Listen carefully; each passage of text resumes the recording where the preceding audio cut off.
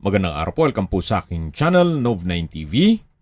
Patalasasan po, meron po ba kayong mga properties na napapabayaan or non-performing assets? Plan nyo ibenta, pero wala kayong oras pagbenta nito. Kung ito'y pagkakatiwala nyo po sa amin, tawag lang po kayo sa aking numero, usap po tayo, gawan ko po ng video for free. Yes, libre po. Wala po kayong babayaran. Tutulungan pa namin kayong mabenta ang inyong property. Kami na po bala sa marketing, sa boosting, pati po sa paid advertisements, even sa tripping. Hindi na po kayo mapapagod sa pag-entertain ng mga buyers. Kami na po bala sa lahat. Tawag lang po kayo. Nandito po tayo ngayon sa isang exclusive subdivision dito sa Imus, Cavite. Ito pong bagong video presentation natin ay isang brand new modern smart home. May lot area po ito na 150 square meters at may floor area na 210 square meters.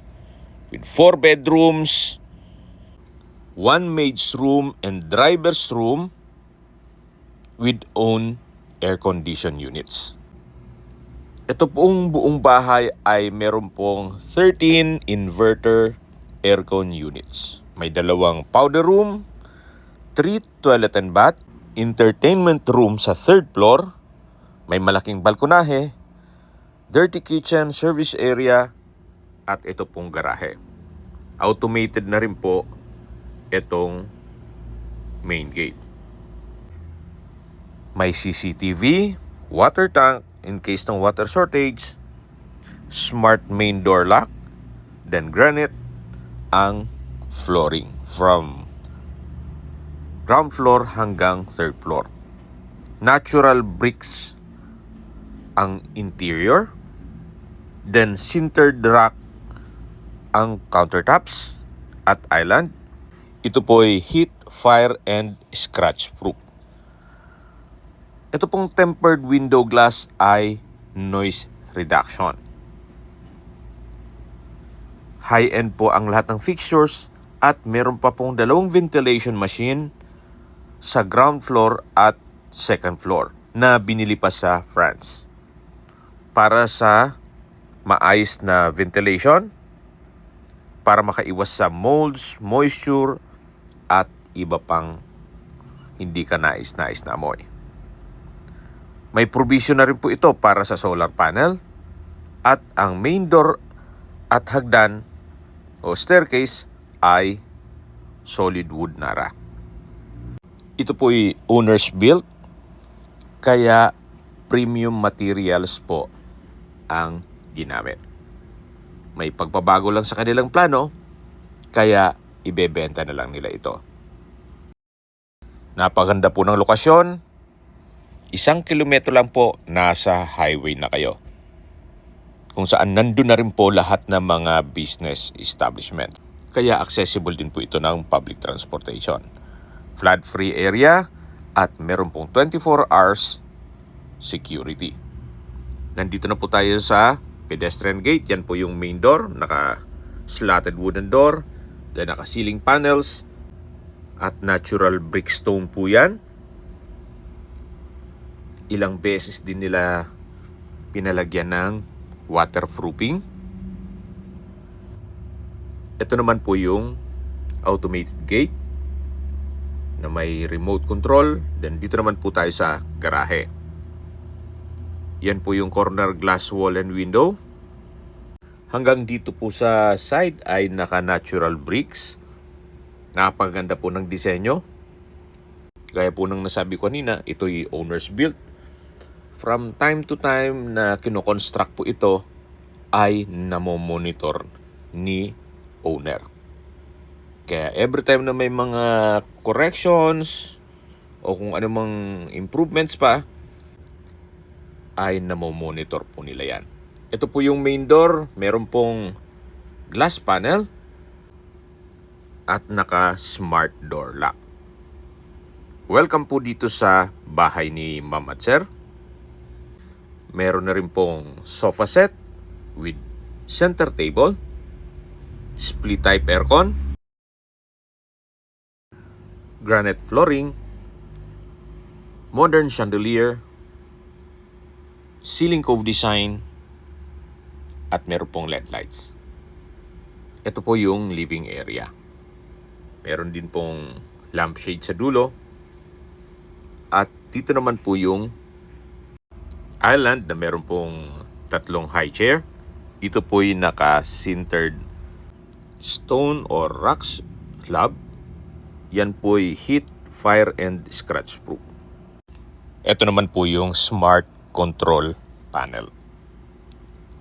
Lahat na po nandyan. Upon tripping po, ididetalye yan sa inyo ni owner lahat ng controls at functions. Dito naman po tayo sa may dining area. Meron pong dining set, then ceiling fan, meron ding split type aircon, refrigerator, at yan naman po yung formal kitchen. Naka-sintered rock countertop, nano block sink, then meron din pong kitchen drawer at wall-mounted kitchen cabinet. Dito naman po yung breaker. At may ilang mga kagamitan po dito. Balik po ulit tayo dito sa may formal kitchen. Yan po yung island, yung kitchen countertop. Meron din po mga modular kitchen cabinet, refrigerator, at dining set. Meron pong sliding door dito na access naman papunta dun sa service area at sa garahe. Nakabakod na rin po buong property. At balik po ulit tayo dito sa loob. Yan po yung dining area. At dito naman po yung dirty kitchen. Meron din pong kitchen countertop, nano block sink and faucet, wall-mounted kitchen cabinet, at storage ng kitchen utensils.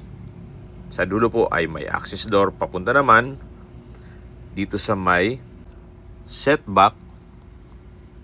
Mga 1 meter po yata ito. At dyan naman po yung hallway papunta sa mga maid's room at driver's room. Ito naman po yung daan papunta sa garahe. Yan po yung service area o laundry area. Maya na po natin i-check yung maid's at driver's room. Balik po ulit tayo dito sa loob. Ito po yung dirty kitchen at dito naman yung dining area na may solid wood dining set at may ceiling fan. Ito naman po yung formal kitchen. May kitchen countertop at island na meron pong 2 high chair. Yan naman po yung living area at yung main door. Ito naman po yung powder room. Meron pong hand wash basin, vanity mirror, at water closet with bidet. Meron din pong bathroom window, tissue holder, at tiled bathroom wall. Yan po yung powder room. At lipat na po tayo dito sa may hagdan o staircase. Ito po yung naka-LED light. Then, hindi ko lang po sure kung meron po itong motion sensor. Akyat po tayo, samahan niyo po ako. Meron po ditong staircase glass wall na nag-serve as natural sunlight. Meron na rin pong curtain. At mapapansin niyo po, pulidong-pulido po ang pagkapalitada. Ganun po ka quality yung pagkakonstruct nitong bahay. At nandito na po tayo sa second floor. Ito po yung hallway. Meron din pong split type aircon. Ito po yung first bedroom. Naka-solid wood door. May bed frame and mattress. Split type aircon. Center lamp, pin lamp. Naka-granite floor tiles. Sa dulo po ay may customized glass wall and window. At may curtain. At dito naman po yung wardrobe at walk-in closet. Sa dulo naman yung toilet and bath. Meron pong multiple shelves. Then may drawer. At ito po yung banyo. Naka-solid wood door. May water closet with bidet.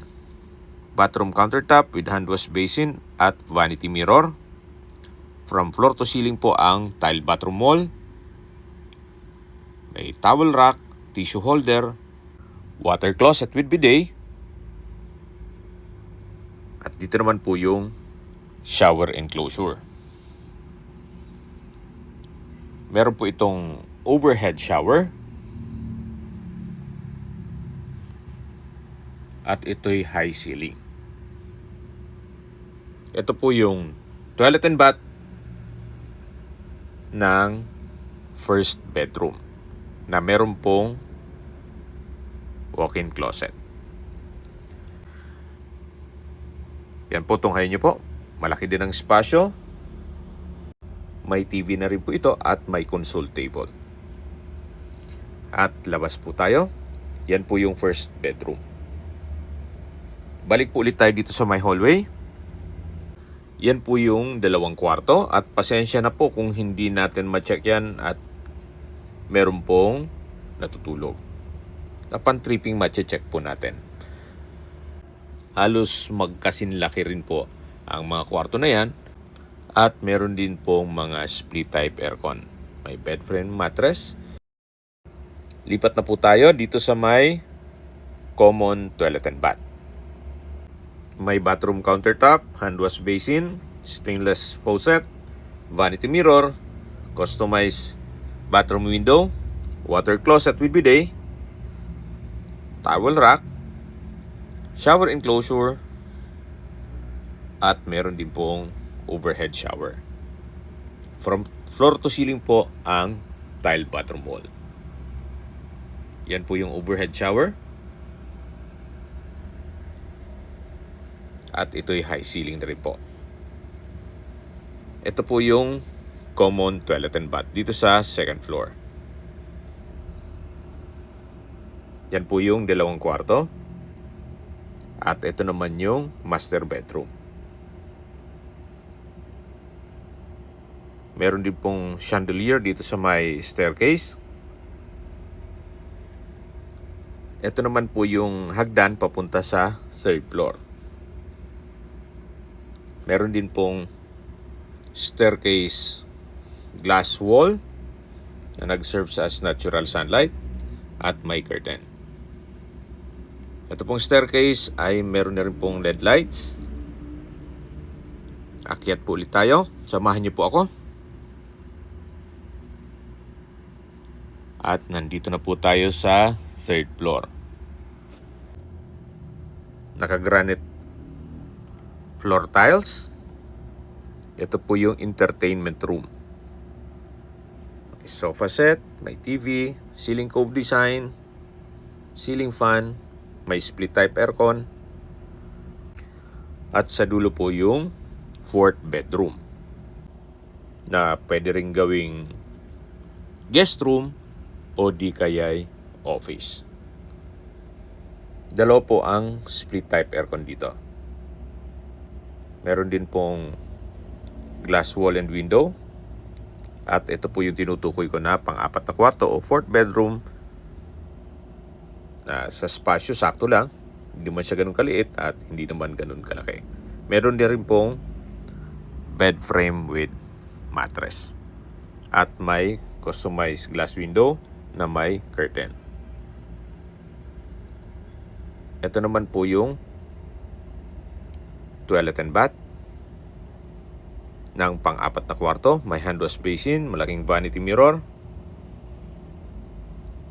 May bathroom countertop, hand wash basin, towel rack, shower enclosure. From floor to ceiling po ang tile bathroom wall. May customized glass window o bathroom window at may overhead shower. Ito po yung toilet and bath ng 4th bedroom. Labas po tayo. Yan po, tunghayin niyo po itong pang-apat na kwarto. At dito naman po yung entertainment room, family room, or music room. Naka-brickstone design din po itong wall. Yan po, tunghayin niyo po ulit itong entertainment room. Napakalaki din po ng espasyo nito. At sa dulo po ay may access papunta sa balkonahe na malaki din ang espasyo. At mula po dito, matatanaw naman ang inyong mga magiging kapitbahay. Dito po sa loob ng subdivision ay meron pong clubhouse, may basketball court, park and playground, at swimming pool. Tungkol naman po sa security, meron pong 24 hours roving guards. Yan po yung hagdan. At ito naman po yung powder room. May hand wash basin, water closet, tile bathroom wall, vanity mirror, at bathroom window. At labas po tayo. Yan po ang 3rd floor. Meron pong chandelier. At habang pababa po tayo, pag-usapan na natin ang distance, location at travel time. Mula po sa highway, ang distance is 1 kilometer at ang travel time is 5 minutes. Actually, pwedeng lakarin. Kaya accessible din po ito ng public transportation. Napakalapit lang po nito sa proposed LRT 6 Imus Station. Malapit din sa Pure Gold, sa public market, Shopwise, fast food, restaurant, coffee shop at iba pang business establishments. Mula naman po sa South Imus Specialist Hospital, ang distance is 1.7 kilometers at ang travel time is 6 minutes. Mula naman po sa City of Imus Doctors Hospital, ang distance is 3.5 kilometers at ang travel time is 7 minutes. Yan po yung lagi kong binabanggit sa inyo na dapat yung i-consider sa paghanap ng property ay meron pong malapit na hospital. Hindi ko naman po sinasabing sakitin kayo. Yan naman po for emergency purpose lang naman. At mula naman po sa SNR Membership Shopping, ang distance is 3.2 kilometers at ang travel time is 7 minutes. Mula naman po sa Robinson's Place Imus, ang distance is 4.8 kilometers at ang travel time is 11 minutes. Mula naman po sa De La Salle Dasma Campus, ang distance is 7.4 kilometers at ang travel time is 23 minutes. Mula naman po sa The District Imus at Daang Hari na kung saan malapit din po ang Vermosa at may access na papuntang MCX at SLEX, ang distance is 1.9 kilometers at ang travel time is 11 minutes. At kung manggagaling naman po sa Manila o sa airport, ang distance is 24 kilometers at ang travel time is 57 minutes. Wala pa pong isang oras, nasa Manila o sa airport na kayo. Ganun po kaganda ang lokasyon nitong property. Yan po yung dining area at sa dulo yung formal kitchen at ito naman po yung service area. At sa likod po niyan ay yung dirty kitchen. May malaking sliding glass window. At dito naman po yung setback sa likod na to ng bahay. Sa dulo po nakapwesto yung mga motor ng aircon. At ito naman po yung water filtration ng buong bahay. Opo. meron pong water filtration. Naka-install po yan sa main water supply line. At bago naman pumasok dun sa mga water line sa loob ng bahay, ay pinifilter na po niya para mawala yung mga yellowish na stains o rust, metallic taste, sediments, at hard water minerals. Ito po yung tinutukoy ko na maid's room at driver's room. Naka-aircon na rin po yan. Sosyalin po ang ating mga kasamahan sa bahay. Then meron din pong polycarbonate roofing at ceiling panel. Upon tripping po, saka natin i-check ang mga kwartong yan. At meron pong mga ginagawa yung mga tao. So yan po, sa mga nag-skip po ng video, summarize ko lang po. Ito pong property ay nasa loob ng isang exclusive subdivision dito sa Imus, Cavite. Brand new modern smart home na may 4 bedrooms, maid's room at driver's room. May lot area po ito na 150 square meters at may floor area na 210 square meters. High ceiling, may CCTV, water tank, automated gate, smart main door lock, granite tile flooring, natural bricks ang exterior, then sintered rock countertops. Ito pong mga glass windows ay noise reduction. Then high-end din po lahat ng fixtures. Meron din pong ventilation machine sa ground floor at second floor. Meron din pong provision for solar panel. Nara po ang main door at staircase. Ito po'y flood-free area at nasa secured community. Okay, sa presyo na po tayo. Binebenta po ito ni owner sa halagang 25 million pesos. Kung may mga katanungan po kayo, tawag lang po kayo sa aking numero. At sa mga kababayan naman natin nasa ibang bansa, meron po akong WhatsApp, Viber, Telegram at Signal. Same number lang po, 0917-316-3399. Sa mga nagtatanong naman po ng aming Facebook, meron po aming Facebook page na Nov9TV at Facebook Real Video. Meron din pong TikTok at Instagram. May ibang YouTube channel po kami, the Nov9TV channel, Nov9TV Listings, Nov9TV On The Spot, Nov9TV Updates, at Nov9TV House Rental. Sana po naibigyan nyo ang video presentation. Paki-like and subscribe na lang po sa aking channel para ma-update din po kayo sa aking future listings. Kung sakali po hanap nyo yung mas malaking sukat ng lupa, meron din po kami ibang listings na pwede nyong pagpilian. Huwag po kayong mag-atubiling tumawag sa amin. Then, let us know your budget para malaman namin kung anong property pwede naming ilong sa inyo. Sa lahat pong viewers, subscriber at nagtiwala po sa amin, salamat po sa suporta. Ingat po kayo lagi at yung pamilya. Maraming salamat po.